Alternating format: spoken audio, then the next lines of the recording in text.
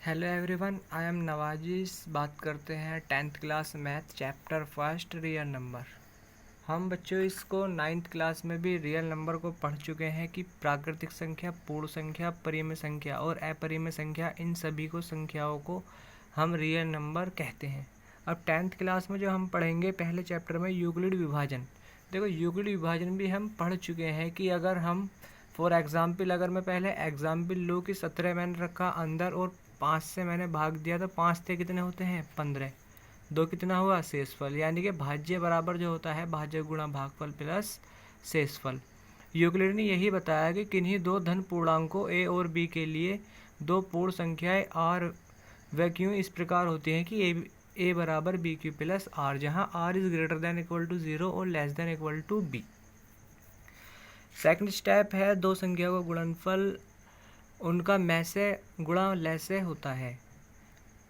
For example दो संख्याएं 306 और 657 हमने ली और इसका एचसीएफ 9 है, तब एलसीएम क्या होगा। हम जानते हैं कि दो संख्याओं का गुणनफल बराबर होता है एचसीएफ गुणा एलसीएम, यानी 306 गुणा 657 बराबर 9 गुणा एलसीएम। तो एलसीएम कितना आ जाएगा यहाँ पर 22338। परिमेय संख्या, rational number. What is rational number, हम इसको भी पढ़ चुके हैं कि जो संख्याएं अंश बटे हर का रूप होता है और हर जीरो ना हो, वो क्या कहलाती है, रेशनल नंबर। इसी प्रकार इरेशनल नंबर अपरिमेय संख्याएं, वह संख्याएं जो रूट के अंदर होती हैं बट अंडर रूट में कोई एक पूर्ण वर्ग ना हो, जैसे √2, √3, √5, ये सभी जो है अपरिमेय संख्या है। लेकिन √4 ये परिमेय संख्या नहीं है, क्योंकि √4 जो होता है ये हम इसको लिख सकते हैं √2 गुणा 2 बराबर कितना आ जाएगा 2, ये एक परिमेय संख्या हो जाएगा। इस प्रकार परिमेय संख्याओं का दशमलव प्रसार शांत और अशांत होना। देखो, दशमलव प्रसार शांत और अशांत होने के लिए यदि परिमेय संख्या x बराबर p बटे q का दशमलव प्रसार शांत होगा यदि q बराबर 2 की पावर m या 2 की पावर m गुणा 5 की पावर n या 5 की पावर n का रूप है। फॉर एग्जाम्पल 17/8 है, 17/8 को लिख सकता हूँ मैं 2 गुणा 2 गुणा 2, यानी 17/2 की पावर 3, तो ये क्या हो जाएगा, शांत। नेक्स्ट अगर हम बात करें कि अशांत की x का दशमलव प्रसार अशांत होगा यदि q does not equal to 2 की पावर m या 5 की पावर n या 2 की पावर m मल्टीप्लाई 5 की पावर n हो। फॉर एग्जाम्पल 17/7, यानी यहाँ पर 7 आ रहा है, बटे में 7 आ रहा है, तो ये क्या हो जाएगा, एक अशांत। एक्सरसाइज 1.1, एक्सरसाइज 1.1 में क्वेश्चन नंबर 1 जो है, इसमें पहला जो क्वेश्चन है इसमें कहा एचसीएफ ज्ञात करने के लिए यूक्लिड विभाजन एल्गोरिथम परिमेय का प्रयोग कीजिए।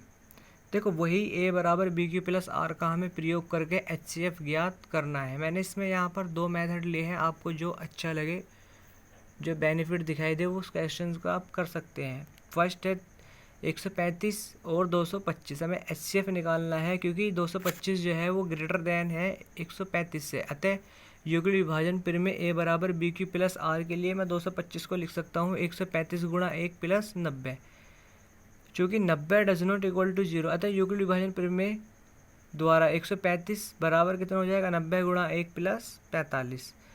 अब भी 45 0 के बराबर नहीं है, तो 90 बराबर कितना लिख सकता हूँ, 45 गुणा 2। जब भी भाजक, इस समय भाजक जो है वो 45 है, क्योंकि पूरा पूरा 90 डिवाइड हो रहा है, अतः एचसीएफ बराबर 45। यह सेकंड मेथड जो है, हमने इसमें बड़ी संख्या रखी अंदर, छोटी संख्या रखी बाहर। 135 से कम 135, से इस पल कितना आ गया, 90।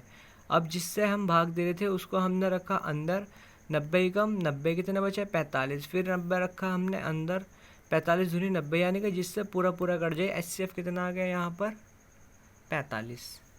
क्वेश्चन नंबर, इसी टाइप के सारे क्वेश्चन इसी टाइप से ही होंगे, इसके एक्सरसाइज के आप कर सकते हैं, इजी क्वेश्चन है। क्वेश्चन नंबर 2, दर्शाइए कि कोई भी धनात्मक विषम पूर्णांक 6q + 1 या 6q + 3 या 6q + 5 के रूप में होता है, जहाँ q कोई पूर्णांक है। देखो, हम जानते हैं कि a बराबर bq + r।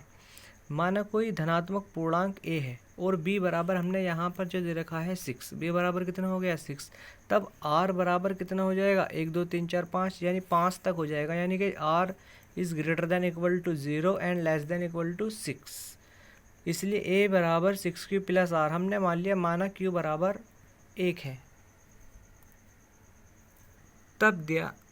तब दिया है a बराबर 6 × 1 + r, यानी a बराबर 6 + r बराबर 1 के लिए कितना आ जाएगा, a बराबर 6 + 1 यानी a बराबर 7, r बराबर 2 के लिए कितना आ जाएगा 8, r बराबर 3 के लिए 9 और r बराबर 4 के लिए कितना आ जाएगा 6 + 4 यानी 10, r बराबर 5 के लिए कितना हो जाएगा 11। समीकरण 1 2 3 4 5 में अगर हम देखें कि समीकरण 1 3 5 में, क्योंकि वहाँ पर 1 में आ रहा था a बराबर 7 और 3 में आ रहा है a बराबर 9 और 5 में आ रहा है a बराबर 11, यानी ये सभी क्या है, एक विषम संख्या है। अतः समीकरण 1 3 5 से हमें ज्ञात होता है कि एक धनात्मक विषम पूर्णांक है। अतः 6p+1 6p+3 या 6p+5 धनात्मक विषम पूर्णांक का रूप है। इस तरह के सभी क्वेश्चन इसी टाइप से होंगे। क्वेश्चन नंबर जो 3 4 5 है, सिर्फ 5 तक क्वेश्चन है और वो इजी वे में है।